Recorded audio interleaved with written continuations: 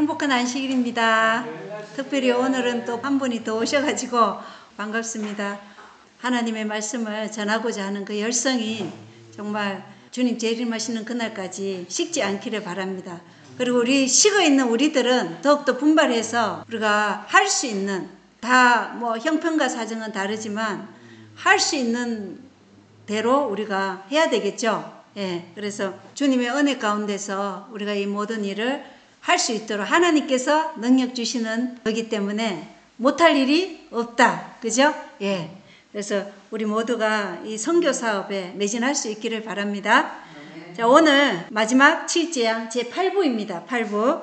재림하시는 주님의 날짜와 시간이에요. 자, 우리는 주님의 재림을 사모하고 재림을 촉진시키는 그러한 자들이 되라고 하나님께서는 우리에게 말씀하셔요. 그래서 오늘 이 재림하시는 주님의 날짜와 시간을 우리가 살펴볼 텐데, 여기에 대해서 계시록 11장과 16장 그리고 19장의 말씀들을 같이 살펴보면서 야곱의 환난 가운데 있는 14만 4천인들의 주의 재림하실 때 상황들을 말씀을 통해 우리가 보고자 합니다.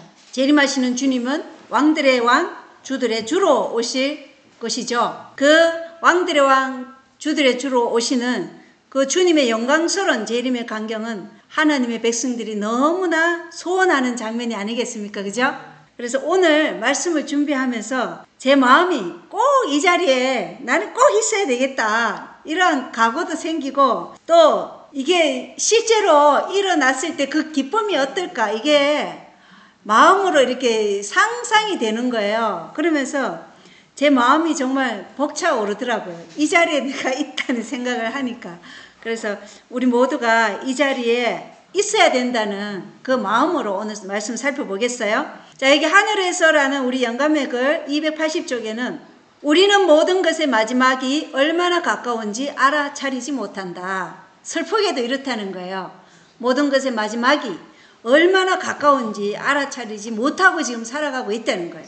슬프게도. 그러나 마지막은 정말 너무나 임박하게 짧은 시간만이 우리에게 주어지고 있다는 것입니다. 우리는 날마다 이기는 자가 되어야 하고 영원한 보상을 확보해야 할 필요성을 느끼지 못한다.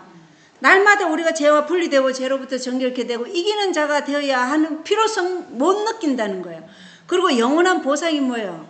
영생이잖아요. 이것을 확보해야 할 필요성도 우리는 지금 마지막이 얼마나 가까운지 모르는 것 같이 똑같이 느끼지 못한다는 거예요. 그 이유가 뭔지 얘기하자면, 정욕으로 인해 세상에 있게 된 시험을 이기는 자들이 하나님의 본성에 참여하는 자들인데, 이 세상을 사랑하는 그 정욕 때문에 이것의 필요성을 못 느낀다는 거예요.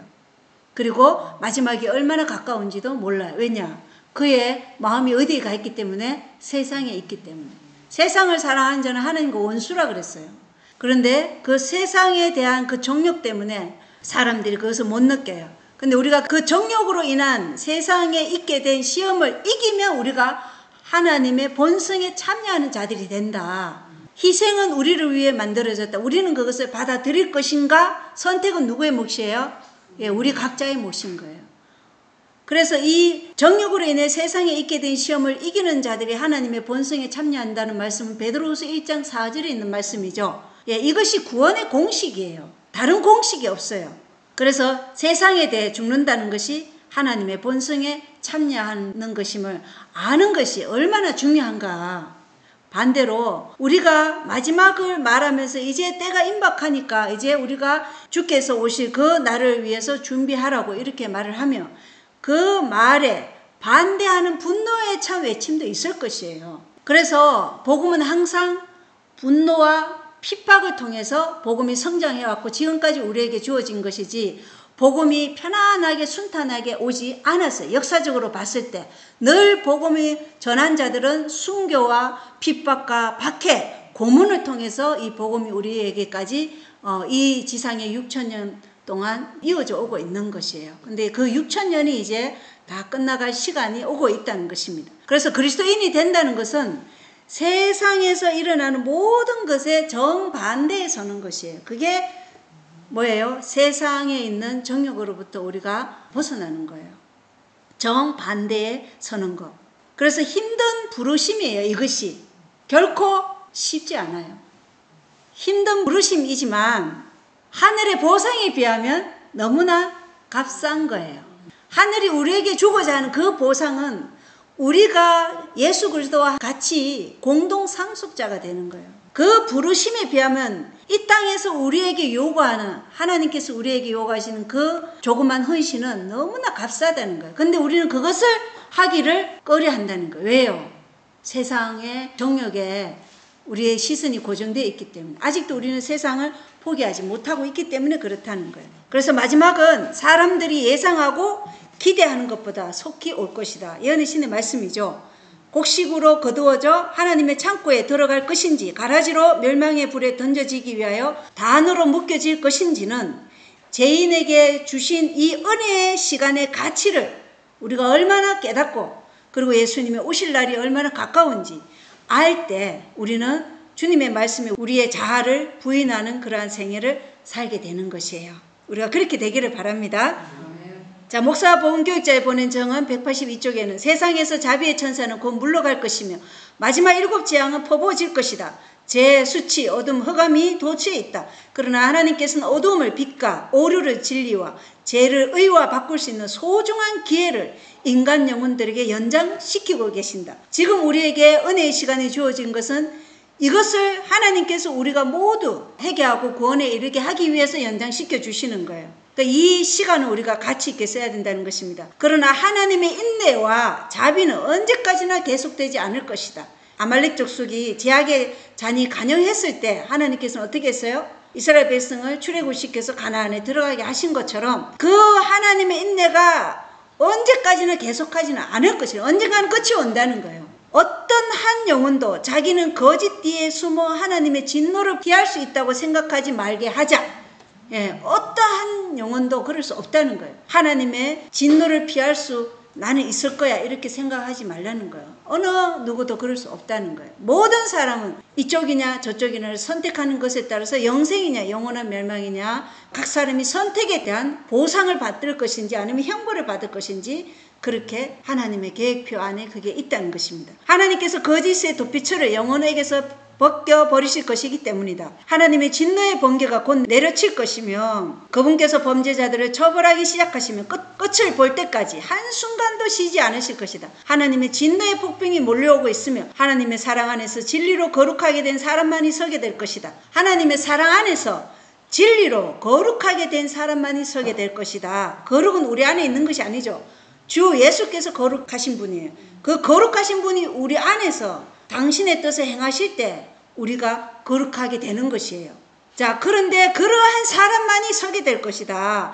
그들은 항폐시키는 일이 지나갈 때까지 하나님 안에서 그리스도와 더불어 숨김을 받을 것이다. 그분께서는 악행에 대하여 세상 거민들을 처벌하고자 오실 것이며 땅이 그 위에 잦았던 피를 드러내고 그 살해당한 자를 다시는 가리우지 아니하리라는 이사야 26장 21절의 말씀을 성취시키려고 이제 오실 것입니다. 자, 7 재앙의 시작을 많은 사람들이 착각하고 있어요. 예수님의 중보가 끝난 다음인데 7 재앙이 시작되는 중에도 예수님이 중보하고 계시다고 착각하는 분들이 계신데 다시 한번 보여드리겠어요? 초기민지 279쪽에 보면 모든 사람들의 운명이 생사간에 결정되었다. 예수께서 성소에서 봉사하고 계시는 동안 죽은 의인들과 살아있는 의인들에 대해 심판이 행하여졌다. 그리스도께서는 그분의 백성들을 위하여 대속하시고 그들의 죄를 도말하심으로 인하여 그의 왕국을 받으셨다. 그리고 왕국에 살 거민들이 결정되었다. 어린 양의 혼인이 이루어졌다. 이것이 마태복음 22장의 결혼식,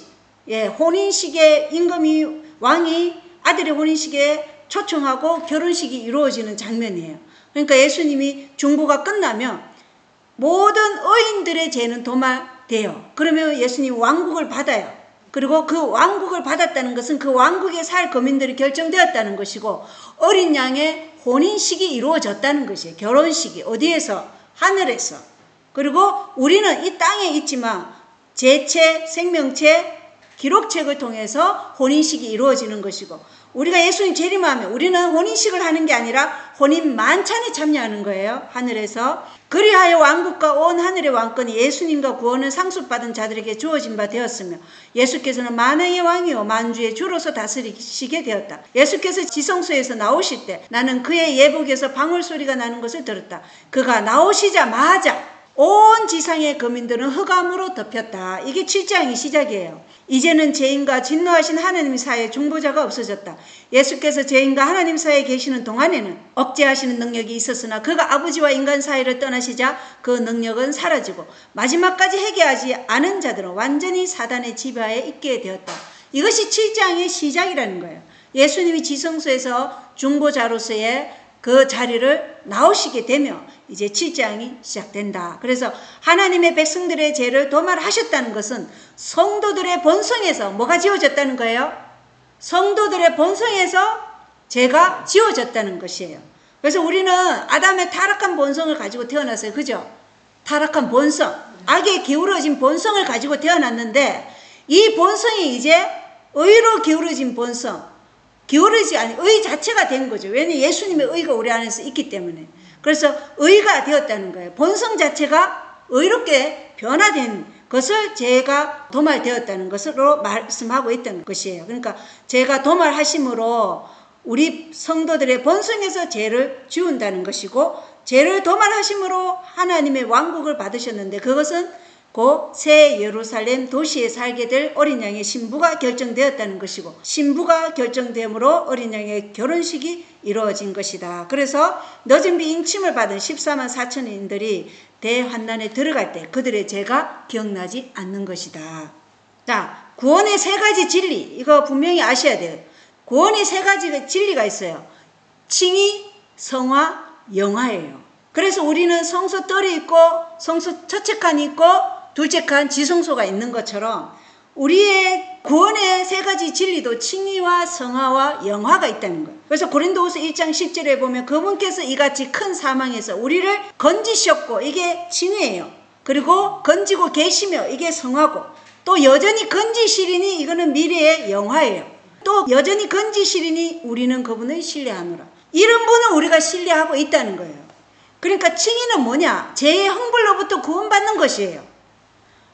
예수님의 희생으로 죄인이 율법의 저주로부터 피할 길과 용서받을 길을 열어주셨다는 것을 믿는 이들을 하나님께서 그들의 믿음을 보시고 의롭다고 여겨주신 게 칭의예요. 이게 번제단에서 우리 자신을 십자가에 죽으신 예수님의 보혈의 피로 우리가 용서함을 받기 때문에 우리가 물두멍에 가서 우리의 죄를 씻고 성령을 통해서 예수님의 의로 부활하는 거예요. 예수님의 생명을. 이게 칭의를 입은 거예요. 그래서 침례는 이러한 정신으로 침례받아야 진짜 칭의를 입는 거예요. 그냥 산 죄인이 또 살아서 죄인이 또 올라오고 그게 침례가 아니에요. 자, 칭의의 정의를 잘 보십시오. 그리고 성화는 죄의 건세로부터 날마다 구원받는 것이에요. 성화는. 그래서 칭의를 입은 자들이 삶 속에서 그리스도의 피를 믿는 믿음을 통해 죄의 세력과 건세로부터 날마다 그리스도의 의가 우리 안에서 역사하도록 자아를 부인함으로 구원을 받는 것을 말하는 게 성화라는 거예요. 그래서 날마다 우리의 자아가 부인되며 그리스도의 말씀이 우리 안에서 그 의를 행하시는 그 역사를 이루도록 우리는 원하는 삶이 돼야 된다는 거예요. 그것이 성화의 삶이라는 거예요. 그러니까 우리가 어떤 선교를 하고 어떤 선한 일을 하고 이런 모든 것은 우리가 한 거예요? 누가 한 거예요? 우리가 자아를 부인할 때 하나님의 말씀이 성령을 통해서 역사한 결과가 그렇게 나타나는 거예요. 그래서 우리는 자랑할 것이 있다 없다? 없다는 것이에요. 다 하나님의 역사예요. 이게 성화의 삶이에요. 그리고 영화는 제 존재 자체로부터 본성이 변하는 구원을 받는 것이 영화예요. 이게 언제 일어나냐?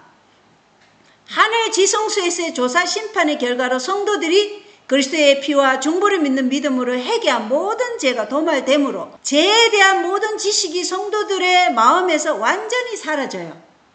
아까 그랬죠? 죄를 도말하심으로 죄가 생각나지 않아요. 이게 우리 마음의 본성이 하나님의 이 성품으로 바뀌어진 거라니까요. 그래서 성도들의 마음에서 이 죄에 대한 모든 지식이 완전히 사라지고 성도들은 타락 전 아담의 상태로 본성이 정결케 되는 것이고, 우리의 몸은 주님의 재림 때 깨어라 깨어라 깨어라, 티끌 가운데 자는 자 일어나라, 이렇게 말씀하실 때 우리의 몸이 부활할 때 주님의 영광스러운 몸과 같이 육체가 변화되는 것이에요. 예, 이게 영화예요. 그렇다고 해서 칭의는 과거고 성화는 현재고 영화는 미래, 이렇게 칭의와 성화는 분리시키지 말라 그랬어요. 예언의 신에도. 왜냐? 칭의와 성화는 함께 가는 거예요. 그리고 이 칭의와 성화의 삶이 함께 가면서 나중에 어디까지 이르게 되는 거예요? 영화까지 이르게 되는 것이기 때문에 이걸 분리시키려고 하지 마세요. 칭의는 과거고 성화는 현재고 영화는 미래다, 이렇게 분리하면 안 되는 거예요. 칭의를 입은 자들은 성화의 삶을 살고, 성화의 삶을 사는 사람들은 늘 칭의의 그 마음 자세로 살아가는 것이고, 이 칭의와 성화의 삶을 살아가는 자들은 항상 무엇을 향해서 가는 거예요? 본향을 향해서 가는 거예요. 이게 우리의 삶이 그렇게 될 때 우리가 영화롭게 되는 것이에요. 이게 다 하나의 구원의 세 가지 진리지만 이게 하나라는 거예요. 그래서 이게 완전체를 이루는 것입니다. 주님이 재림하실 때. 자, 그래서 마지막 7재앙에 대해서 엘렌 화이트가 뭐라고 했는지 읽어보겠습니다. 그의 파괴하기 위한 수고에 더 이상 사단과 싸우지 말라. 사단으로 하여금 그의 악의를 불순종의 자녀들에게 발휘하게 하라. 이는 그들의 제약의 잔이 찼기 때문이다. 그래서 마지막 7재앙은 하나님께서 사단에게, 불순종한 자녀들에게 사단이 그 능력을 발휘하도록 하는 거예요. 그러나 하나님의 백성들은 하나님께서 보호하시고 계신 거죠. 그리고 하나님의 백성의 인치는 사업이 다 이루어질 때까지 사단의 군대를 저지하고 있어요. 지금도 저지하고 있어요. 천사들에게는 우는 사자와 같이 산길자를 찾아 내려온 사단의 격노한 힘을 저지하는 일이 주어져 있어요. 그래서 지금 우리가 아직은 그래도 은혜의 시간에 말씀을 통해서 우리가 회심하고 계속해서 주님께 나아가고자 하는 마음이 있는 거예요. 저지하고 계시는 분은 하나님이시라는 거예요. 그래서 각시대 대쟁투 614쪽에는 사단은 이 땅의 거민들을 최후의 큰 한난 가운데 빠뜨릴 것이다. 사단이 이 한난 가운데 우리를 빠뜨리려고 지금 준비하고 있다는 거예요. 하나님의 천사들이 인간의 감정에 거센 바람을 막아주지 않으며 각종 투쟁의 요소들이 쏟아져 나올 것이다. 온 세계는 옛날 예루살렘을 휩쓸었던 것보다 더 무서운 폐허를 나타낼 것이다. 이것이 마지막 7재앙이라는 거예요. 예. 그래서 이 마지막 7재앙은 사단이 이 세상에 이 땅의 거민들을 최후의 큰 한난 가운데 빠뜨리는 거예요. 그러나 하나님의 백성은 야곱의 한난을 당하지만 그게 하나님의 생명의 싸개로 보호함을 받는다. 자, 7번째 재앙에 대해서 마지막 날 사건들 251쪽에는 우리는 7째 대접의 부어짐에 대하여 연구할 필요가 있다. 악의 세력은 싸움 없이 전쟁에 항복하지 않을 것이다. 그러나 하나님의 섭리가 아마겟돈 전쟁에서 담당할 몫이 있다. 요한계시록 18장의 천사의 영광으로 땅이 환해질 때 선과 악의 종교적 요소들이 잠에서 깨어날 것이며 살아계신 하나님의 군대는 출전할 것이다. 그래서 계시록 18장에 늦은 비 큰 소리 외침에 일어나죠. 그죠? 늦은 비 큰 소리 외침이 일어날 때 선과 악의 종교적 요소들이 다 잠에서 깨어나요. 여기선 중립이 있다 없다? 중립이 없어요. 이쪽을 선택하든지 저쪽을 선택하든지 하나님께 순종함으로 일곱째 날 안식일을 지키는 그 표징으로 자신을 하나님의 권위를 인정하는 자로 드러낼 것인지, 아니면 일요일을 경배함으로 자신이 사단에게 속했다는 것을 드러낼 것인지, 다 양단간의 선택을 하도록 하고 있다는 것입니다. 어떤 일이 일어날 때? 계시록 18장에 큰소리 외침 늦은 비가 우리에게 외쳐질 때, 선포될 때, 늦은 비 큰소리 외침 선포될 때, 그때 모든 사람은 각자의 운명을 결정할 것입니다. 자, 서신에 보면 1차적으로 그것은 그리스도의 군대와 사탄의 군대 간의 영적 싸움이 될 것이다. 그래서 이 늦은 비 큰 소리 외침의 싸움은 1차적으로 뭐예요? 영적 싸움이에요. 내가 누구의 권위에 순종할 것인가? 하나님의 권위에 순종하면 일곱째는 안식일을 선택할 것이고, 인간의 권위, 사탄의 권위에 순종하면은 일요일을 선택할 것이고, 그 다음에 그것은 일찍이 지상에서 일어났던 전쟁과 똑같은 실제적인 싸움이 될 것이다. 어떤 것이요? 아마겟돈 전쟁이 그렇다는 거예요. 마지막 때도 마찬가지예요. 실제적인 전쟁이 일어나는 거예요. 그러니까 제3차 세계대전이 저는 이때 일어나지 않겠나 이렇게 보는 거예요. 왜냐하면 하나님의 천사가 내 바람을 붙잡고 있는 동안에는 전 세계적인 전쟁은 없다고 그랬거든요. 자, 그래서 1차적으로 그것은 그리스도의 군대와 사탄의 군대 간의 영적 싸움이 되는 것이 아마겟돈 전쟁이고, 그 다음에 그것은 일찍이 지상에서 일어났던 전쟁과 똑같은 실제적인 싸움이 또 아마겟돈 전쟁이라는 것이에요.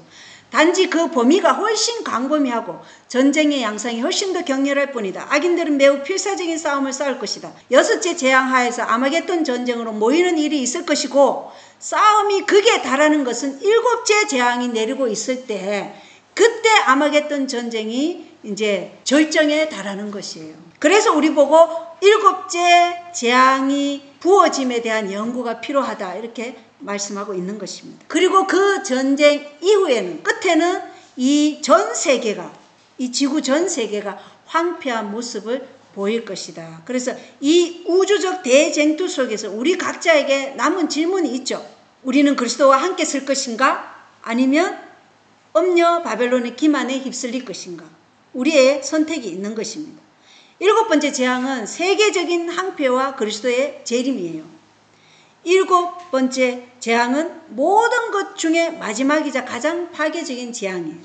대환란 가운데 있는 이 야곱의 한나는 넷째 계명인 7째 날 토요일 안식일을 지키는 하나님의 백성들을 어느 날 하루 동안 모두 죽여 멸하라는 사형 명령인데, 6번째 재앙 끝에 이 하나님의 백성이 야곱의 한난에서 구원을 받는 것이에요. 그래서 7번째 재앙에서의 아마겟돈 전쟁은 이 세상에 있는 모든 개구리 같은 새 더러운 영들이 이제 용인 정치적 세력, 그리고 짐승 카톨릭 세력과, 그리고 배교한 개신교, 이 세력들과, 그리고 그를 따르는 악인들과, 또 그리스도와 그분의 성도들 간의 영적 전쟁과 실제적인 전쟁이기도 하다. 근데 그 실제적인 전쟁은 누가 해요? 하나님의 백성이 하나요? 주님께서 7째 나팔이 불려졌을 때 하늘의 천군 천사들이 오죠. 이 땅에 하나님의 백성들을 구원하러. 그때 그 천군 천사들이 아마겟돈 전쟁의 선두지휘로 선 분이 예수님이에요. 그래서 예수님이 진두지휘 하실 것이에요. 실제적인 전쟁에 있어서. 그래서 우리는 뭔 전쟁만 하는 거예요? 영적인 전쟁. 야곱의 한난에 들어가 있는 하나님 백성은 영적인 전쟁만을 하게 될 것이다. 실제적인 전쟁은 주님께서 이 땅에 오셔서 하시게 되는데, 이 땅이 이제 이 아마겟돈 전쟁 끝에 항폐하게 된다. 이것이 창세기 1장 2절에 땅은 형태가 없고 비어있으며 창조 이전에 빛이 없는 상태의 어둠의 항폐한 모습이 될 것이라는 것이에요. 그래서 이 항폐한 땅에 누가 결박되어 있어요? 사탄과 악한 전사들이 결박되어 있다고 계시록 20장 2절에 나오죠. 자, 교회 보낸 겉면 39쪽은 사단은 부지런히 성경을 연구하는 자이다. 그는 그의 때가 얼마 남지 않음을 알고 이 지상에서의 주님의 사업을 온갖 방면으로 방해하려고 한다. 지금 사단은, 자 보세요. 사단도 이렇게 부지런히 성경을 연구하는데 하나님의 백성이 성경을 연구 안 하면 어떻게 되겠어요? 사단의 밥이 되겠죠. 그래서 우리는 더 부지런히 성경을 연구해야 돼요. 그래서 지금 사단은 자기 때가 얼마 남지 않은 것을 알기 때문에 지금 세상의 징조를 보면 정말 끝이 임박했다는 것을 우리에게 말해주고 있어요. 그래서 시대의 징조를 분별할 수 있다는 것에 우리가 감사해야 된다고 예언의 신에 나오기까지 되어 있어요. 하늘의 영광과 과거의 핍박의 재현이 혼합되는 때 지상에서 살아남을 하나님의 백성들의 경험을 묘사하기란 불가능하다. 저들은 하나님의 보좌로부터 나오는 빛 안에서 행할 것이다. 천사들에 의하여 하늘과 땅 사이에는 끊임없는 교통이 있을 것이다. 그리하여 악한 천사들에게 돌린 사단은 자기가 하나님이라고 주장하면서 할 수만 있으면 바로 택하신 자라도 속이기 위하여 모든 이적을 행할 것이다. 하나님의 백성들은 이적 행하는 것에서 저희의 안전을 구하지 아니할 것이다. 왜냐하면 사탄은 그 이적을 위조할 것이기 때문이다. 환난과 시험을 받은 하나님의 백성들은 저희의 능력을 출애굽기 31장 12절로 18절에 말씀된 표징에서 구할 것이다. 이 표징이 뭐예요? 영적 이스라엘과 하나님 사이의 표징은, 영원한 표징은 뭐라고요? 안식일이에요. 7째 날 안식일. 그것이 영원한 표징이에요. 그래서 우리가 이 안식일을 영속하는 언약으로 삼게 되는 자들은 영원히 살게 될 것이다. 이게 출애굽기 31장에 있는 말씀이에요. 그래서 저들은 기록하였으되라는 살아있는 말씀으로 대항할 것이다. 이것이 저희가 안전하게 설 수 있는 유일의 기초이다. 하나님과 언약을 깨뜨린 자들은 그날에는 하나님도 소망도 없을 것이다. 우리가 안전하게 설 수 있는 유일의 기초는 기록된 말씀으로 우리가 답할 수 있는 준비를 지금 하는 것이에요. 그래서 우리가 항상 말씀을 배우는 자세로 지금 살아가야 된다는 것을 말해주고 있어요. 그래서 엘렌 화이트는요, 우리가 죄를 지을 때마다 우리 뇌에 홈이 생긴다 이렇게 되어 있어요. 그러니까 진리가 왔을 때 우리가 그걸 거절하잖아요. 그러면 이 홈이 생기는 거예요. 진리 거절이 바로 죄잖아요. 홈이 생겨서 이것이 계속해서 하나님의 음성을 오는데도 그걸 계속 거부하면 내일은 더 쉽게 하나님의 음성을 거부할 수 있다는 거예요. 그래서 오늘 진리가 나에게 왔을 때 그 말씀을 붙잡고 자아를 부인하고 그 말씀이 내 안에서 역사하도록 원해야 되는 거예요. 그래야 우리가 안전하다. 자, 각시대 대쟁투 635쪽에 하나님의 백성의 구원에 보면 하나님의 백성들은 옥중에서 혹은 산림과 산중의 적막한 곳에 숨어서 여전히 하나님의 보호를 탄원한다. 그러는 동안 각처에는 무장한 사람들의 단체들이 악한 천사의 무리들에게 충동되어 살해할 준비를 서두르고 있다. 이스라엘의 하나님께서 당신의 택한 백성을 구원하시려 일어나실 때는 바로 위기 일발의 순간이다. 그래서 살해할 준비는 사형 명령을 내리고 이제 한날, 어느 한날을 딱 정해요. 날짜를 딱 정해서 이날에 저 안식일을 지키는 모든 무리를 한날 동안에 모두 죽이고 그냥 소멸시키라. 이걸 누구에게 준다고요? 악인들에게 그 명령을 내리는 거예요. 그래서 거기에 대해서 하나님의 백성들이 탄원하는 거예요. 그때 이제 죽이려고 할 때 이제 칼을 들고 왔어. 그때 위기 일발의 순간에 주님께서 백성을 구원하시기 위해서 능력을 행하시는데 그때가 한밤중이다. 이렇게 각시대 대쟁투에는 기록되어 있어요. 한밤중입니다. 자, 교회적인 일권 354쪽에 넷째 계명의 안식일을 무시하고 첫째 날을 존중하지 않으면 생명을 잃어버릴 것이라는 법령이 내려질 것이다. 그러나 그들은 거기에 굴복하여 주님의 안식일을 짓밟고 법안권의 제도를 높이지 않을 것이다. 그들이 피할 길이 없는 것처럼 보이기 때문에 사단의 군대와 악인들은 그들을 둘러싸고 기뻐 날뛸 것이다. 우리를 둘러싸고 있어요. 그래서 기뻐 날뛰고 있어요. 어떤 사람은 감옥에서, 어떤 사람은 산중에서, 어떤 사람은 노예 가운데 있으면서 이런 일이 일어난다는 거예요. 그러나 그들이 환락과 승리의 기쁨에 빠져 있을 때, 야, 이제 우리는 승리한다. 이렇게 빠져 있을 때 가장 큰 천둥 소리가 울리는 거예요. 하나님께서 당신의 거룩한 거처에서 음성을 발하실 때 하늘이 캄캄해지고 하늘에서 나오는 불꽃 같은 빛과 무서운 영광만이 흘러나올 것이다. 땅의 기초가 흔들리고 건물들은 기우뚱거리며 무섭게 부딪혀 무너질 것이다. 바다는 남비처럼 끓고 온 땅에는 무서운 소동이 일어날 것이다. 어인들은 속박에서 벗어나서 즐겁고도 엄숙하게 우리는 구원을 받았다. 이것은 하나님의 음성이다 라고 속삭일 것이다. 아멘. 예수님께서 다 이루어졌도다 라는 7째 재앙을 가진 천사가 병을 땅에 던지면 하나님의 음성이 들려요. 다 이루어졌도다. 이것이 천둥소리로 들리는 것은 누구에게 들리는 거야? 악인들에게는 천둥소리로 들리고 하나님의 백성에게서는 예수님이 오실 날이다. 이제 우리는 구원을 받았다. 이것은 하나님의 음성이다. 이렇게 말씀하신다는 거예요. 그리고 각시대 대쟁투에 보면 하나님의 음성이 계속해서 들린다 이렇게 되어 있어요. 그래서 예수님이 오시는 날짜와 시간도 말씀하시는데 그 음성이 물소리와도 같은 음성이었다. 물이 흐르는 듯 같은 그러한 음성이었다. 이렇게 말씀하고 있어요. 각시대 대쟁투 636쪽에 보면 하나님의 백성들은 그때 위를 쳐다보라는 분명하고 음악적인 소리를 듣는다는 거예요. 다 이루어졌도다 하는데 위를 쳐다보라 이런 하나님의 음성이 들린다는 거예요. 그들의 눈을 하늘로 돌리자 그들은 뭘 봐요? 약속의 무지개를 보게 된다. 하늘을 덮고 있는 어둡고 험악한 구름이 흩어질 때 그들은 스데반처럼 하늘을 응시하게 된다. 약속의 무지개는 하나님의 사랑과 공의와 자비의 언약의 무지개죠. 예, 그것을 보게 될 때 그들은 스데반처럼 하늘을 응시하게 되는데 그때 그들은 하나님의 영광과 인자가 당신의 보좌에 앉아 계신 광경을 보게 된다. 하늘이 열린 거예요. 오리온 성자로부터 음성이 들려오는데 거기 보좌가 열려있는 것이 보이는 거예요. 의인들에게. 그때 그들은 하나님의 영광과 인자가 당신의 보좌에 앉아 계신 광경을 보게 된다. 그들은 그분의 거룩한 모습에서 그분의 겸비의 표를 찾아낸다. 그들은 하나님 아버지와 천사들 앞에서 내게 주신 자도 나 있는 곳에 나와 함께 있기를 원하옵나이다 라는 요한복음 17장 24절에 간구하시는 주님의 음성이 그분의 입술에서 흘러나오는 것을 듣는다. 다시 그들은 다음과 같은 음악적인 승리의 음성을 듣는다. 거룩하고 흠이 없고 순결한 자들이여 나오라. 그들은 나의 인내의 말을 지켰으므로 천사들과 함께 다닐 것이다. 그때 믿음을 굳게 지켜온 사람들의 창백하고 떨리는 입술에서 승리의 함성이 터져나온다. 하나님께서 당신의 백성을 구원하기 위해 능력을 나타내시는 때는 한밤중이다. 갑자기 태양이 나타나서 혁혁히 빛나고 징조와 기사들이 신속하게 잇따라 일어난다. 하늘의 험악한 광경 가운데서 형언할 수 없는 영광이 나타나는 한 공간이 나타난다. 거기서 되었다. 이게 다 이루어졌다. 이 말씀이에요. 다 이루어졌다는 많은 물소리와 같은 하나님의 음성이 들려온다. 그 음성은 하늘과 땅을 진동시킨다. 이렇게 말씀하고 있어요. 그래서 이때 하늘과 땅이 진동되는 거죠. 자, 천연계의 놀라운 현상을 보겠어요. 각시대 대쟁투 637쪽에 큰 지진이 일어난다. 사람이 땅에 있어 오므로 이같이 큰 지진이 없었더라. 하늘은 열렸다 닫혔다 하는 것 같이 보인다.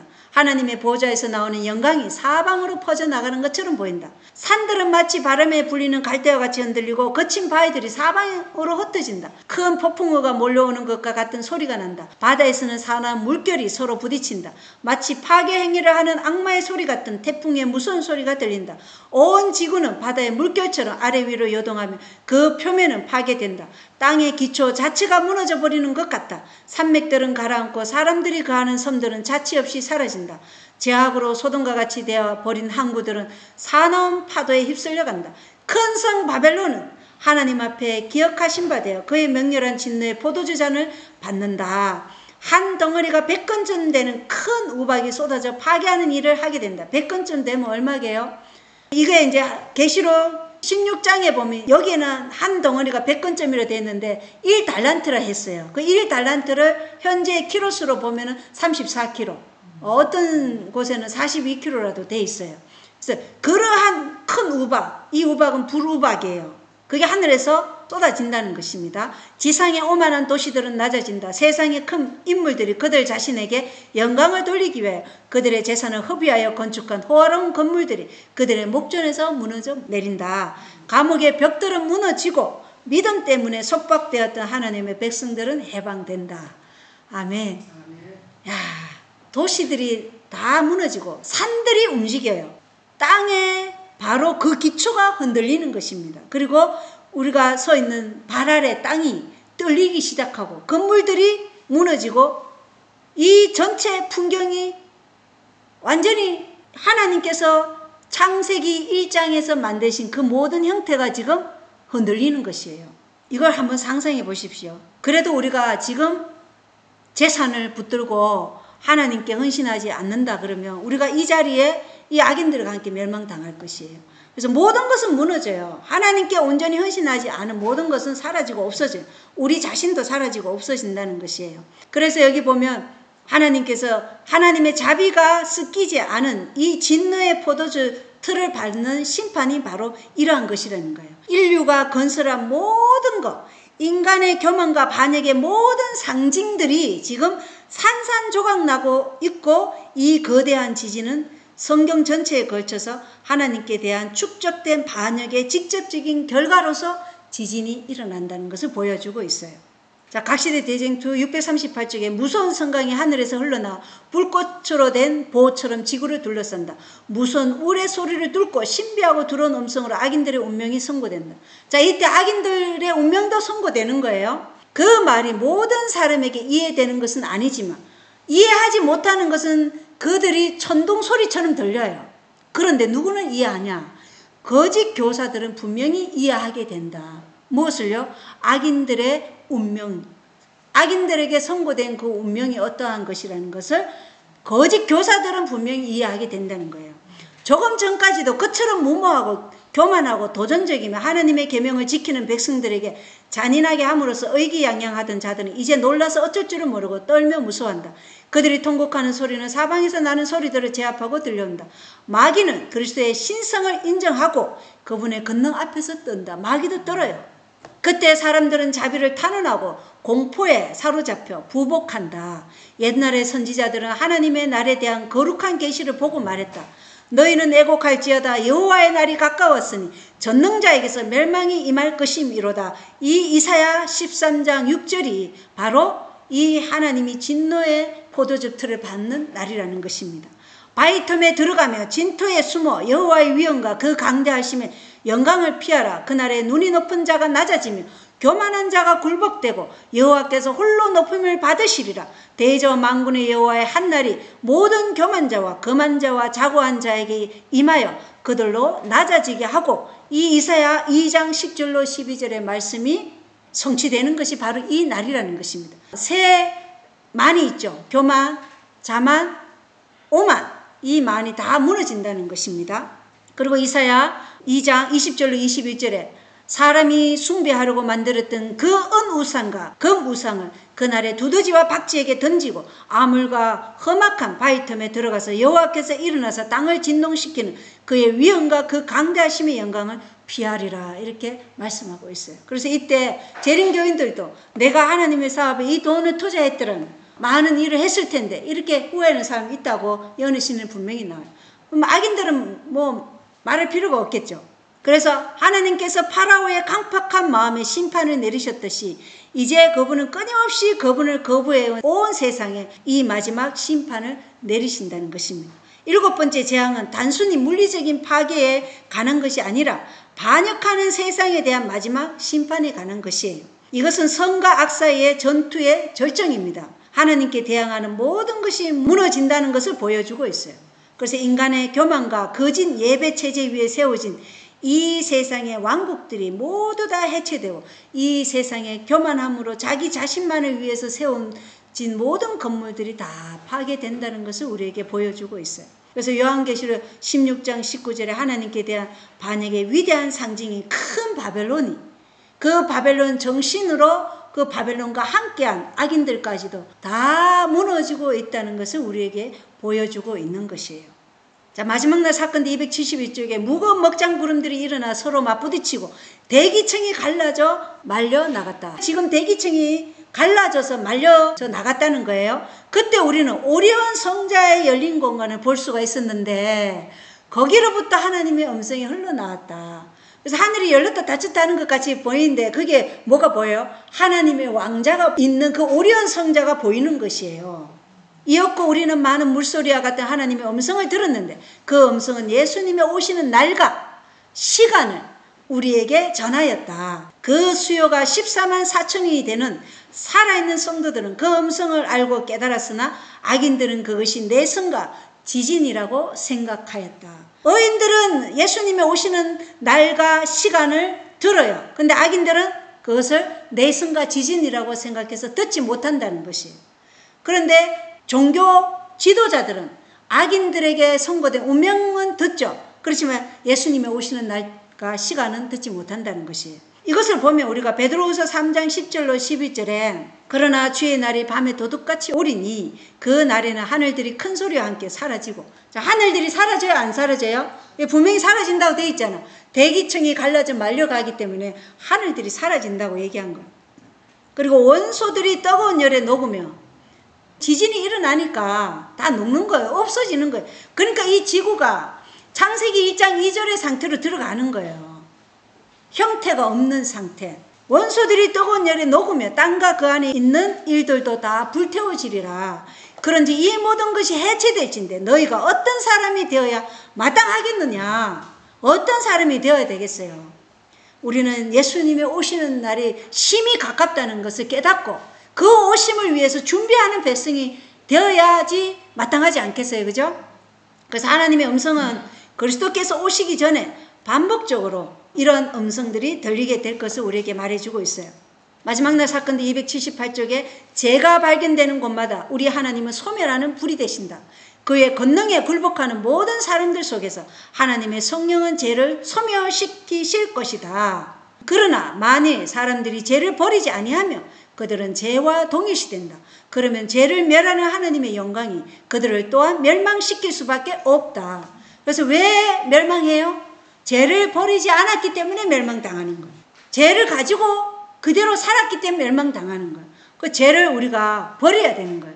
회개하고 용서함을 받고 그분께서 우리 안에서 역사하도록 우리의 자아를 부인하고 그분의 의가 우리 안에서 행하시도록 우리 자신을 허락해드리는 원하는 삶을 살아가야 된다는 것이에요. 그래서 의로운 자에게 생명이 되는 그분의 얼굴의 영광이 악한 자에게는 소멸시키는 불이 될 것이다.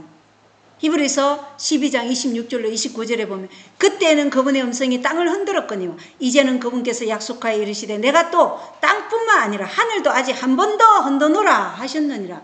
땅과 하늘 한 번 더 흔드신다 그렇게 말씀하시는 거예요. 땅도 흔들고 하늘도 한 번 더 흔드신다. 또 아직 한 번 더라는 이 말씀은 흔들릴 수 없는 그것들을 남아있게 하시려고, 그러니까 구원받을 자들만 이제 하늘로 데려가시기 위해서 흔들려 떨어질 것들은 다 지금 흔들려서 흔들릴 수 있게 하신다는 거야. 이 말씀은 흔들릴 수 없는 그것들을 남아있게 하시려고 만드신 것들 중에서 흔들리는 그것들을 제거하심을 표적으로 보여주나니 그러므로 우리가 움직일 수 없는 왕국을 받을진대 은혜를 소유하자. 이 은혜를 힘입어 우리가 공경하는 마음과 하나님께 속한 두려움을 가지고 받으실 만하게 하나님을 섬길지니 우리 하나님은 소멸시키는 불이시니라. 예수께서 이 땅에 메시아로 초림하셨을 때 유대 민족이 뿌리부터 흔들렸어요. 오직 침례 요한의 기별을 받아들인 자들만이 누구를 받아들였어요? 예수님을 메시아로 받아들였어요. 그래서 예수님을 메시아로 받아들인 자들은 예수님의 제자들과 연합하여 기독교의 반열에 서는 남은 자들이 되었어요. 그래서 촛대가 유대교에서 어디로 옮겨졌어요? 기독교로 옮겨졌죠. 그래서 첫째 천사의 기별을 받아들이지 않으면 둘째 천사의 기별을 받아들이지 않아요. 첫째 천사의 기별이 뭐예요? 영존하는 복음에 심판의 시간이 이르렀다. 너희는 하나님께 모든 죄를 회개하고 하나님의 품성, 영광을 드러내고 하나님이 창조주시라는 그 인장의 표징인 일곱째 날 안식일을 하나님의 권위를 인정함으로써 그날에 경배하라. 이게 첫째 천사의 기별이에요. 이 기별을 받아들이지 않으면 둘째 천사 바벨론에서 나오지를 못해요. 바벨론에 속해 있기 때문에. 그래서 이 첫째 천사의 기별을 받아들이는 자들이 둘째 천사의 기별을 받아들인다. 그리고 그들이 셋째 천사의 기별을 선포하고 그 셋째 천사의 기별에 하나님께서 더 큰 능력으로 임하시는 게 뭐예요? 늦은 비 능력이라는 것이에요. 그래서 그것이 큰 소리 외침으로 마지막에 선포될 기별이 바로 뭐예요? 내 백성아 바벨론에서 나오라. 이것이 이 세상에서 마지막으로 주어질 최종적인 기별이라는 것입니다. 하나님께서 유대 민족을 흔드신 것처럼 마지막에 이 늦은 비 큰 소리를 통해서 마지막에 이 세상에 주어진 기별을 통해서 이 세상을 한 번 더 땅을 흔드실 거예요. 그리고 그 흔들림의 결과로 이제 일곱 재앙에 들어가는 것이죠. 아기는 일곱 재앙에 들어가고 의인들은 야곱의 한난 가운데 들어가는 거예요. 그리고 그때 야곱의 한난의 끝에 하나님께서 하늘을 흔드셔서 이제 주님이 재림하시는 일을 우리에게 지금 보여주고 계신 겁니다. 그래서 핵심은 뭐예요? 하나님의 진리에 기초하지 않고 그리스도 안에 속하지 않은 모든 것은 그 핵심까지도 다 흔들려서 망한다. 이게 핵심이라는 것입니다. 히브리서 12장에. 자, 셋째 천사의 기별을 믿고 죽은 성도들의 특별 부활이 있어요. 그러니까 죽은 의인들이 부활하기 전에 먼저 부활하는 자들이 있는데 그것이 누구냐? 셋째 천사의 기별을 믿고 죽은 성도들의 특별 부활이에요. 하나님의 계명과 예수의 믿음을 가지고 지키는 자들의 특별 부활이 있다는 것입니다. 그래서 엘렌 화이트이 특별 부활할 거예요. 그 시대에 재림운동 이후에 우리가 첫째 천사와 둘째 천사의 기별 이후에 하늘 성소 진리와 안식의 기별을 받아들인 자들, 그들은 다 일어날 것입니다. 특별 부활로. 읽어보겠어요? 마지막 날 사건들 272쪽에 무덤은 열리고 땅의 티끌 가운데서 자는 자 중에 많이 깨어 영생을 얻는 자도 있겠고 수욕을 받아서 무궁히 부끄러움을 입은 자도 있을 것이다. 이 다니엘서 12장 2절이 바로 그 특별 부활을 말하고 있다는 것이에요. 셋째 천사의 기별을 믿고 죽은 사람들은 모두 영화롭게 된 몸으로 무덤에서 나와 하나님의 율법을 지킨 자에게 주는 하나님의 평화의 언약을 듣는다. 그래서 먼저 일어나는 거예요.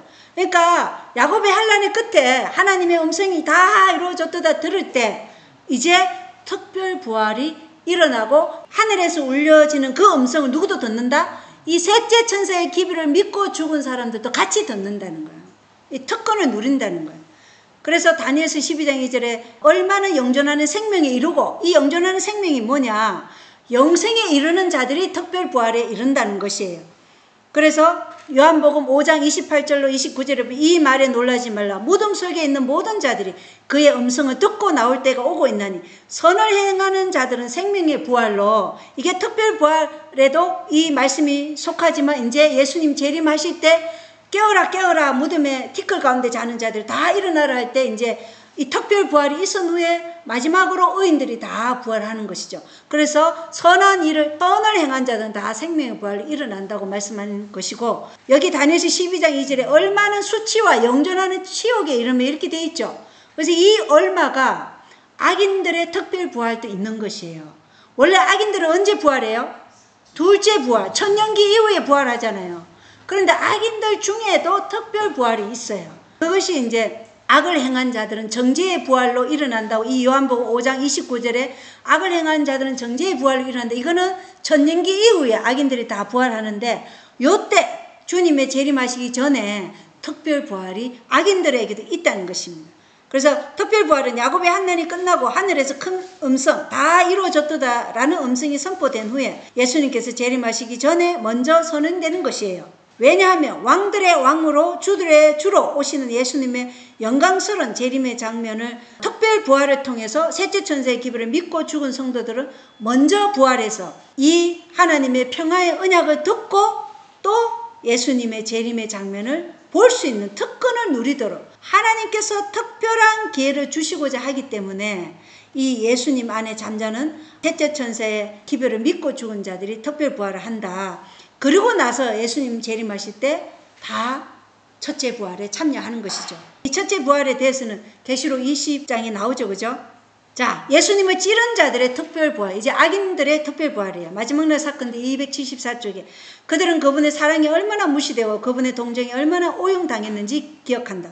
그들은 살인자여 도둑인 바라바가 어떻게 그분 대신에 선택되었는지, 어떻게 예수님이 가시로 만든 간을 쓰고 채찍질을 당하고 십자가에 못 박히게 되었는지, 어떻게 십자가의 고뇌의 시간에 제사장들과 간원들이 그분을 비웃으며 저가 남은 구원하였으되 자기는 구원할 수 없도다. 지금 십자가에서 내려올지어다. 그러면 우리가 믿겠노라고 말했는지 생각한다. 그리스도께 가해진 모든 모욕과 멸시, 그분의 제자들로 당하게 한 모든 고통이 극악한 행동이 이루어진 그때처럼 생생하게 그들의 기억력 속에 해상되었다. 이게 그때 특별 부활에서 다 이게 해상되도록 하는 거예요. 애원과 근유로 그처럼 자주 그들이 들었던 음성이 다시 그들의 귀에 울릴 것이다.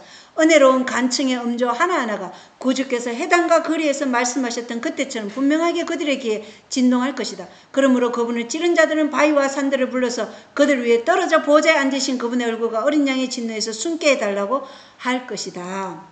자, 마지막 사건 274쪽에 그리스도를 거절하고 십자가에 못 박는 일에 가장 두드러진 몫을 담당했던 자들, 그분을 실제 그대로 보기 위하여 나온다. 그리고 그리스도를 거절했던 자들이 영광스럽게 된 성도들을 본다.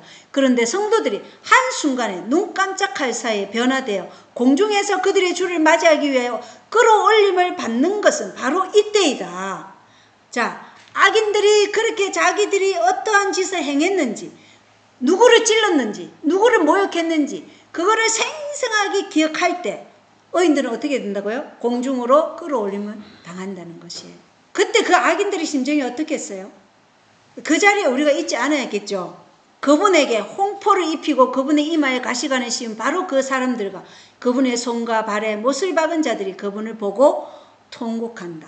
근데 이 통곡은요, 자기들의 잘못을 애통해하는 게 아니고 하나님이 승리했기 때문에 애통하는 것이다. 이렇게 되어 있어요. 예, 절대로 회개가 없어요.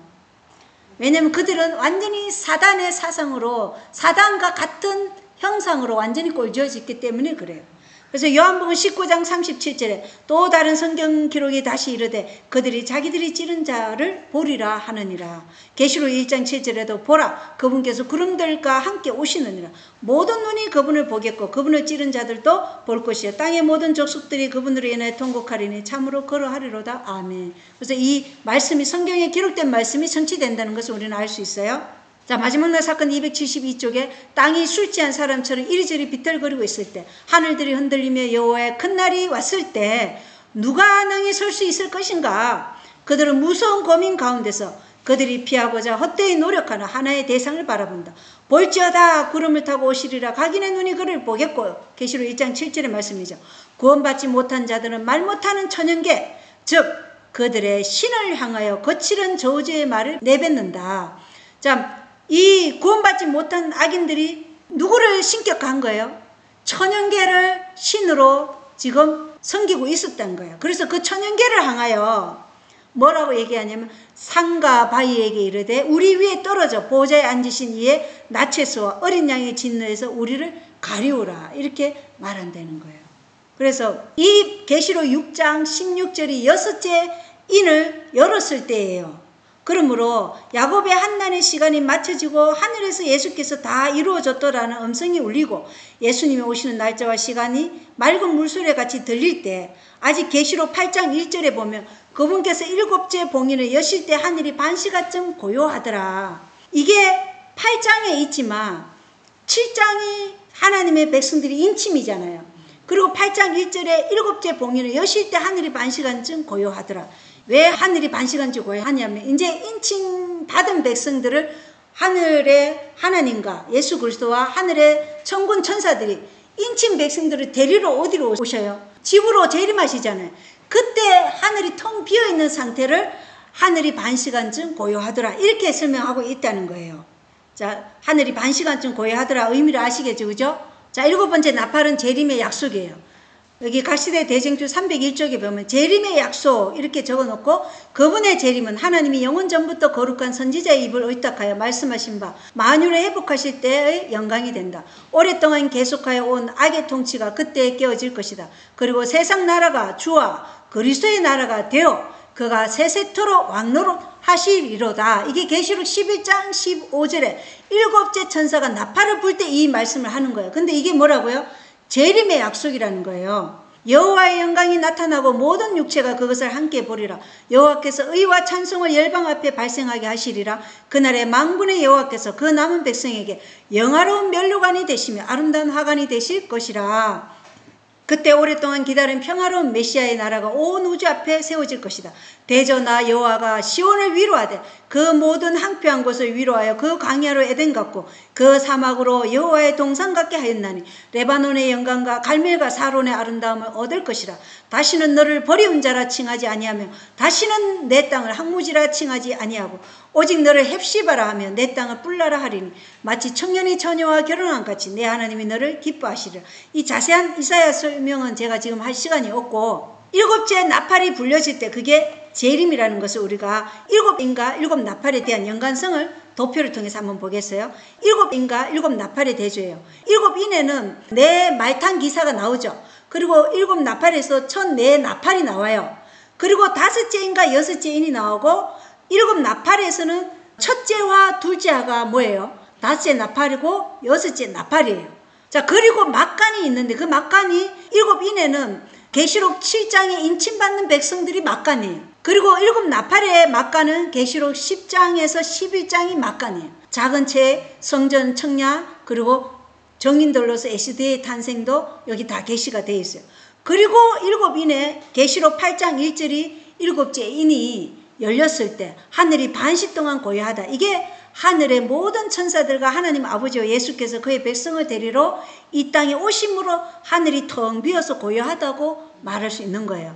이게 예수님 재림과 다 연결이 되고, 일곱 번째 나팔을 셋째 하라 그러죠. 화, 첫째와 둘째와 셋째 하는 화라는 것은 더 이상 진리를 들을 수 없는 것을 얘기하는 거예요. 그 정도로 세상이 악해졌다는 거예요. 그래서 일곱 번째 나팔의 이 셋째 하는 이 세상 왕국들이 그리스도의 왕국들이 되었고 이제 되은 거예요. 그분께서 영원 무궁토록 통치하시리로다. 이게 예수님 재림과 연결된다는 것이에요. 이것을 1844년으로 보는 견해도 있어요. 재림교회 안에서. 일곱째 나팔이 불러진 때를. 그런데 제가 이것을 연구하면서 보니까 일곱 번째 인가, 일곱 번째 나팔이 다 예수님 재림과 연결되어 있다는 것을 발견했어요. 자, 더 상세하게는 계시록 11장 일곱 번째 나팔이 불러졌을 때와 계시록 16장 일곱째 재앙이 이제 마지막으로 부어졌을 때를 연구해 보면 그렇다는 거예요. 이렇게 일곱 인과 일곱 나팔, 일곱 재앙, 일곱 번째 인, 일곱 번째 나팔, 일곱 번째 재앙까지 이렇게 다 살펴보면 그렇다는 것이에요. 다 요 세 가지 다 일곱 번째는 다 예수님의 재림과 연결되어 있다는 것을 발견해요. 자, 여기 보겠어요.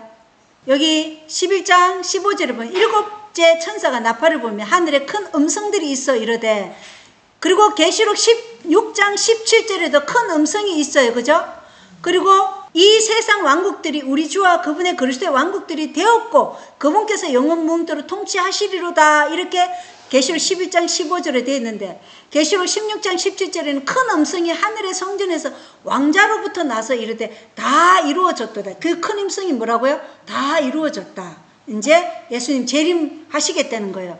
그리고 16절에 하나님 앞에서 자기 자리에 앉아있던 24장로가 엎드려 얼굴을 떼고 하나님께 경배하며, 이 24장로를 가지고 예수님이 하늘로 승천하실 때 첫 번째 제물로 데려간 사람들이 있죠. 부활한 성도들. 무덤에서 나와서, 예수님 부활 때 같이 무덤에서 나와서 예수님이 40일 후에 하늘로 승천할 때 하늘에 들어간 첫째 요제 헌물이 있었잖아요. 요제 선물.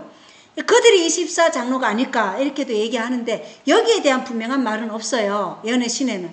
그런데 시대의 소망 맨 끝장에 보면은 이 사람들이 들어갔을 때, 예수님과 함께 부활해서 성천에서 하늘로 들어갔을 때 죄로부터 타락하지 않은 세계의 대표들이 있다 이렇게 되어 있어요.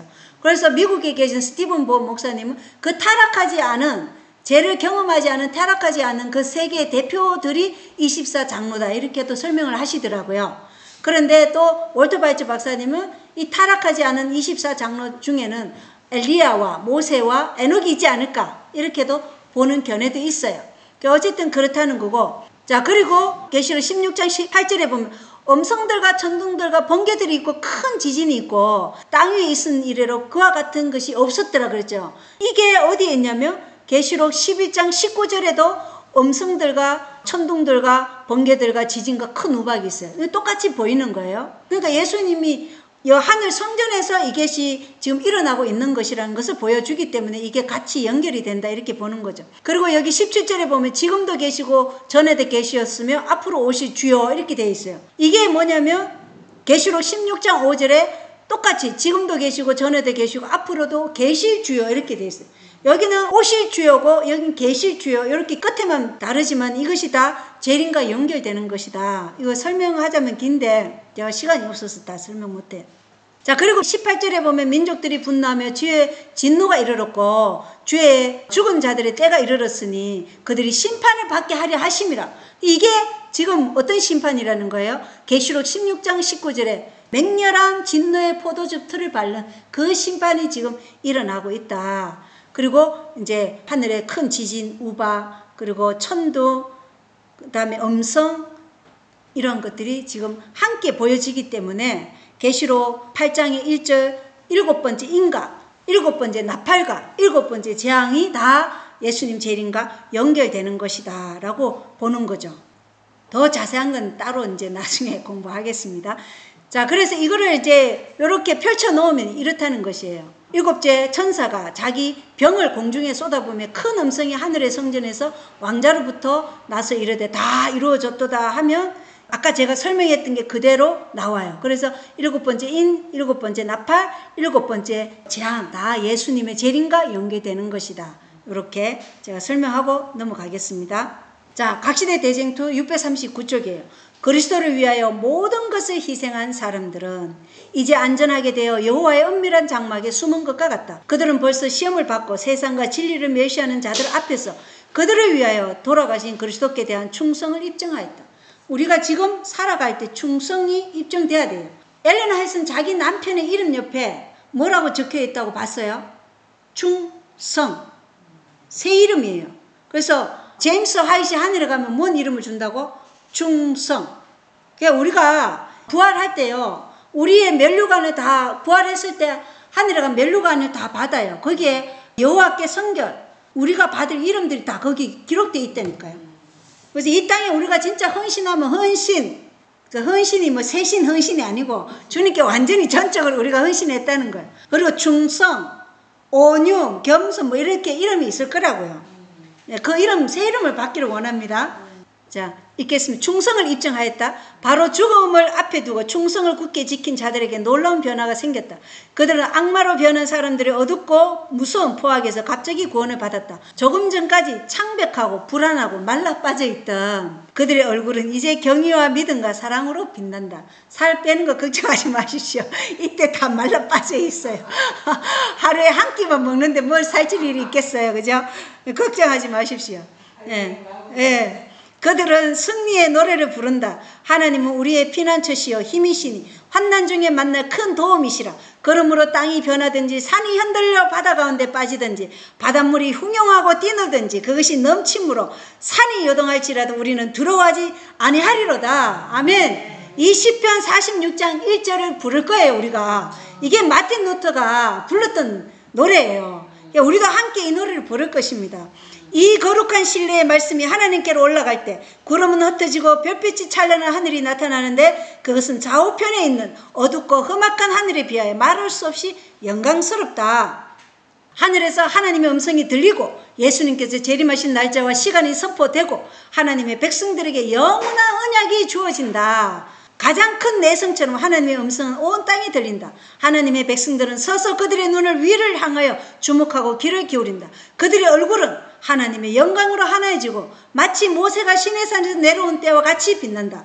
악인들은 그들을 쳐다볼 수 없다. 안식일을 거룩히 지킴으로 하나님을 존경해온 사람들에게 축복이 선고될 때 큰 승리의 함성이 일어난다.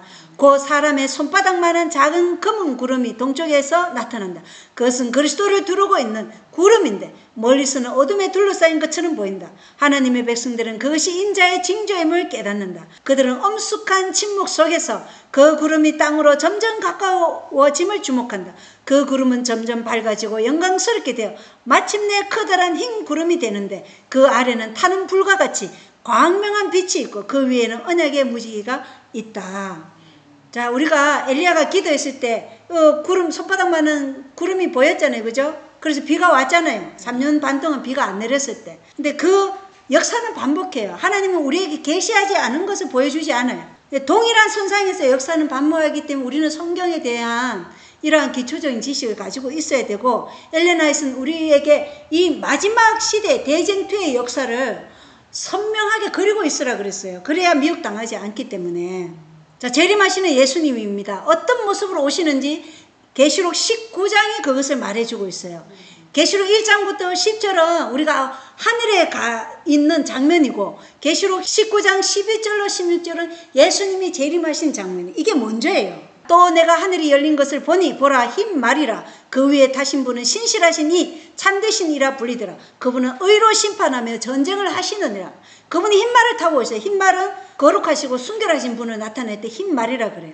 그리고 그 위에 타신 분은 신실하시니 참되신 이라. 그래서 이 최후의 아마겟돈 전쟁에서 충성스러운 당신의 백성들을 구원해내기 위해서 건세와 위험 가운데 오실 만왕의 왕 주들의 주로 예수님께서 재림하실 장면들이 지금 보여주는 거예요. 그분의 눈은 불꽃 같고 그분의 눈은 지금도 우리를 눈동자같이 지키고 있어요. 다 지키고 있어요. 그리고 그분의 머리 위에는 많은 간이 있었으며 또 그분께 기록한 한 이름이 있었으나 그분밖에는 아무도 그것을 알지 못하더라. 그래서 그분에게 한 이름은 그분의 품성을 나타내요.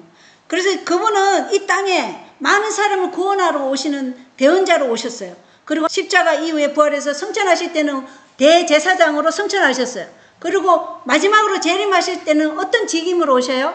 왕들의 왕으로 오시는 거예요. 왕으로. 그래서 그분의 이름은 이 세 가지 직임을 온전히 그분께서 완성하심으로 이제는 뭘 하는 거예요?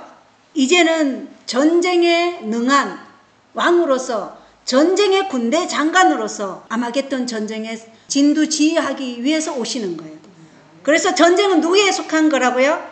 주께 속한 것이라. 그래서 주님의 심판은 음행으로 땅을 더럽게 하고 성도들과 대언자들의 피에 취한 큰 음료와 그를 따른 모든 무리들을 심판하시기에 그 심판은 의롭고 또 참되도다고 말씀하시는 거예요. 그리고 인성을 친히 쓰시고 이 세상에서 완전한 삶을 사신 예수님만이 우리의 심판자가 되신다는 것이에요.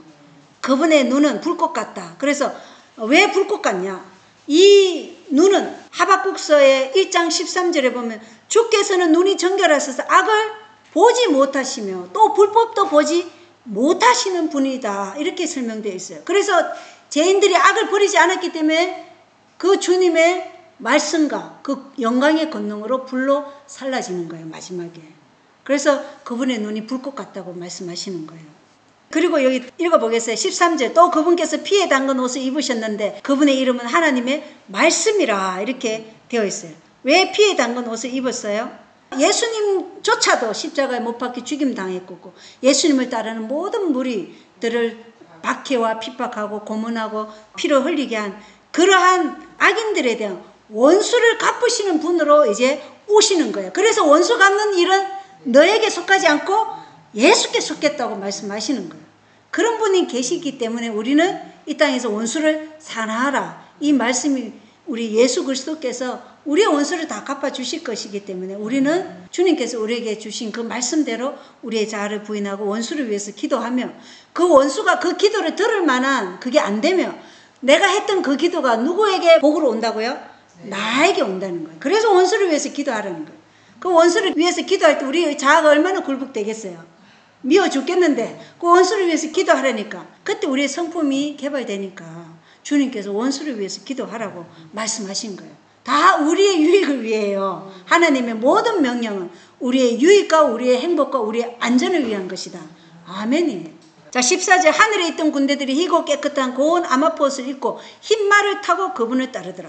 자, 하늘의 천사들도 흰 말을 타고 이제 따라오는 거예요.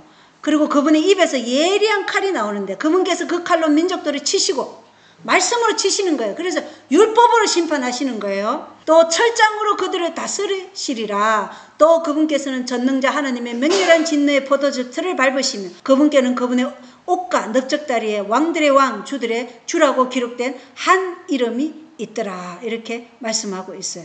그래서 하나님의 말씀이 좌우의 날선 금과 비교되잖아요. 그죠? 그래서 심판과 멸망의 도구가 하나님의 말씀이다.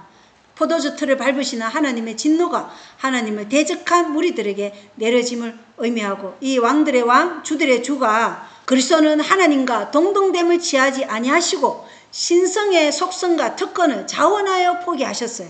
그래서 인간이 되실 때 가장 낮은 위치에 오신 거예요. 예, 말 구유에 태어나신 거예요. 그분이 우리 주님이에요.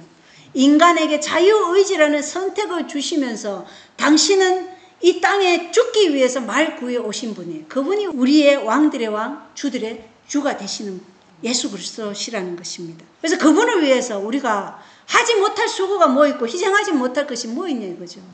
그래서 우리는 지금 그분이 요구하시는 것에 우리가 전적으로 그분께 우리 자신을 드려야 한다는 것입니다. 그래서 여기 재림교 주석에 보면 아마겟돈 전쟁이 미국에 있을 것이다. 만왕의 왕 만주의 주라는 이름을 옷에 기록한 분께서 흰 말을 타고 깨끗하고 흰 세마포옷을 입은 하늘의 군대를 지휘하실 것이다. 이렇게 분명하게 나와 있죠. 자, 각시대 대쟁투 639쪽입니다. 간단하면서도 포괄적이며 권위 있는 하나님의 십계명이 이 땅의 모든 거민들에게 볼 수 있게 제시된다.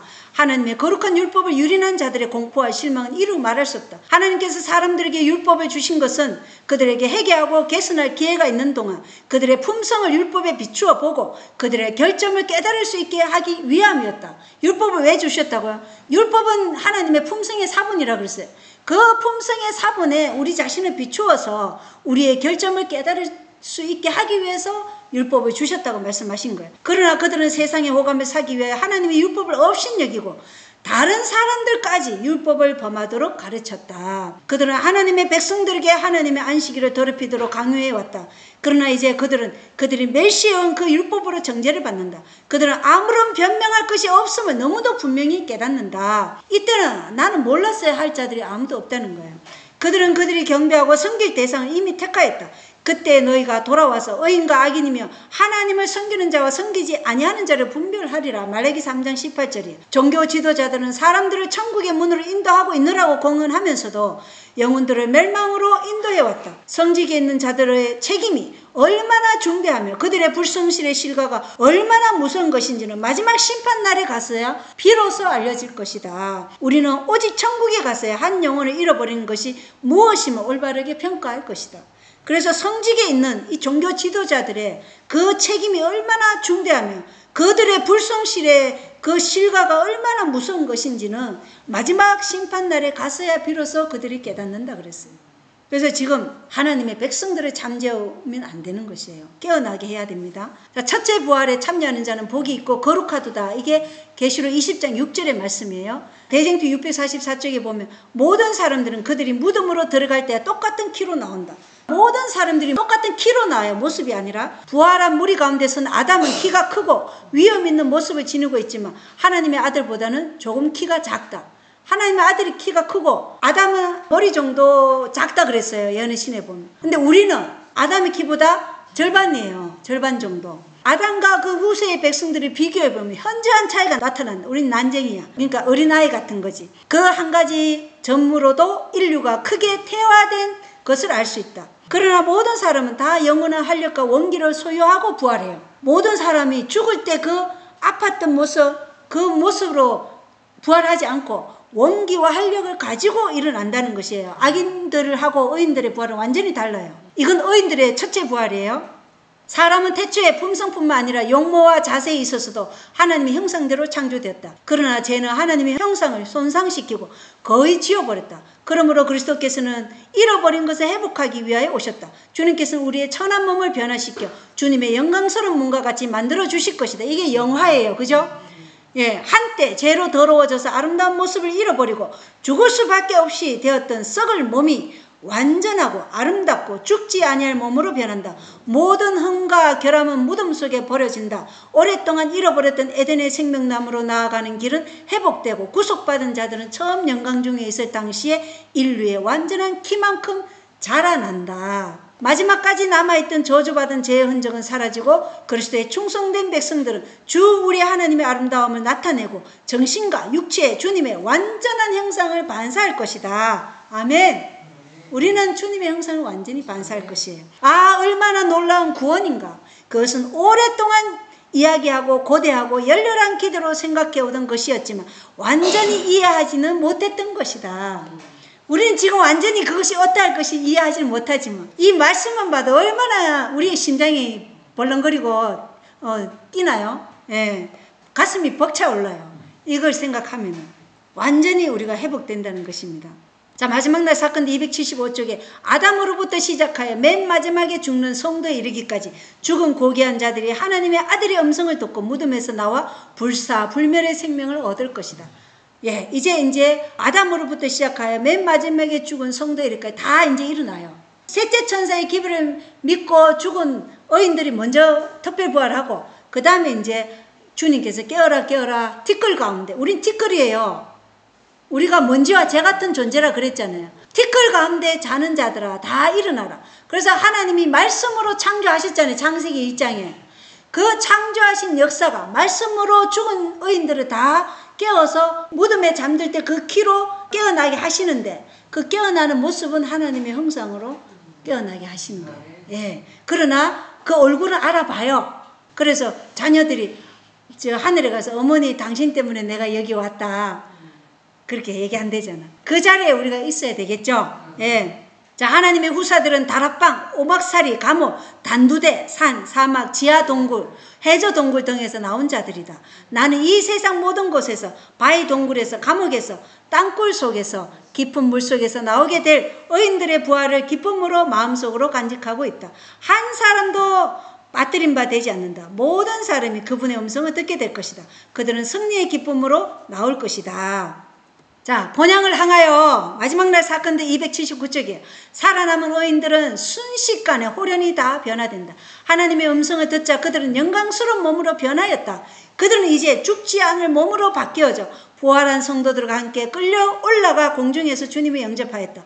천사들은 그 택하신 자들을 하늘 이 끝에서 저 끝까지 사방에서 모은다. 어린아이들은 천사들에 의하여 어머니의 팔에 안긴다. 사망으로 오랫동안 헤어졌던 친구들이 다시 만나 다시는 헤어지지 않게 되며 그들은 함께 즐거운 노래를 부르면서 하나님의 도성으로 올라간다. 예, 이 자리에 우리가 있게 되기를 바랍니다. 이 구원의 새 진리, 칭의와 성화, 영화. 칭의는 죄의 형벌로부터 구원이고 성화는 죄의 세력과 건세로부터 구원이고 영화는 죄 자체로부터 구원받아 성도들이 하나님의 형상으로 온전히 변화되는 것을 영화라고 그래요. 이 일이 이때 이루어지는 것이에요. 이 자리에 우리가 있어야 되지 않겠습니까? 예수님을 사랑하고 그의 계명을 지키는 교회에게 복음을 주신 목적이 우리가 잃어버린, 죄로 인해 잃어버린 하나님의 형상을 다시 회복시키기 위한 것이었는데 그 목적이 이제 이루어진 거예요. 이걸 생각만 해도 너무 기쁘지 않습니까? 교회적인 일관 304쪽입니다. 오늘날의 약화된 인간의 상태가 내 앞에 제시되었다. 모든 세대가 차츰 약해져가고 온갖 형태의 질병이 인류에게 고통을 준다. 불구와 병든 몸을 가진 수많은 불쌍한 사람들이 신경이 쇠약하고 마음이 우울한 채 비참한 생존을 걸어가고 있다. 인간 가족에 대한 사단의 능력은 증가되고 있다. 주님께서 신속히 오셔서 사단의 세력을 소멸시키지 않으시면 미구에 지구에는 살아남는 자가 없을 것이다. 지금은 우리가 점점 약해지고 있어요. 그래서 주님께서 속히 오지 않으시면 우리가 다 사단의 세력에 의해서 소멸되기 때문에 주님이 속히 와야지만 지구에 살아남지, 안 그러면 살아남을 자가 지금 없는 형편이 지금 되었어요. 지금 우리가 먹는 먹거리도 그렇고 우리가 살아가는 이 환경 자체도 그랬어요. 그래서 야곱의 한나는 짧은 시험의 시간이 될 것입니다. 시대의 징조는 우리가 용서와 평화를 찾기 전에 우리는 반드시 우리에게 관한 지식, 뉘우침의 결과를 낳는 지식을 가져야 한다. 그리스도께서 구원하실 수 있는 자는 오직 자기 자신을 죄인으로 알고 있는 자뿐이다. 이걸 깊이 생각해야 되겠죠. 그리스도께서 구원하실 수 있는 자는 오직 자기 자신을 죄인으로 알고 있는 자, 그들만 구원하실 수 있다는 것이에요. 우리는 우리의 진정한 상태를 알아야 된다. 그렇지 않으면 우리는 그리스도의 도움을 느끼지 못할 것이다. 우리는 우리의 위험성을 이해해야 된다. 그렇지 않으면 피난처로 도망하지 않을 것이다. 우리는 반드시 우리 상처의 고통을 느껴야 한다. 그렇지 않으면 우리는 치유를 갈망하지 않을 것이다. 그래서 우리는 우리의 상태를 알아야 돼요. 우리가 얼마나 나약하고 얼마나 무능력하고 얼마나 무가치한 존재라는 것을, 그러한 존재를 주님께서 살리시기 위해서 지금까지 우리에게 이 은혜의 시간을 주고 계신 거예요. 그 주님을 우리가 사랑하게 되기를 바랍니다.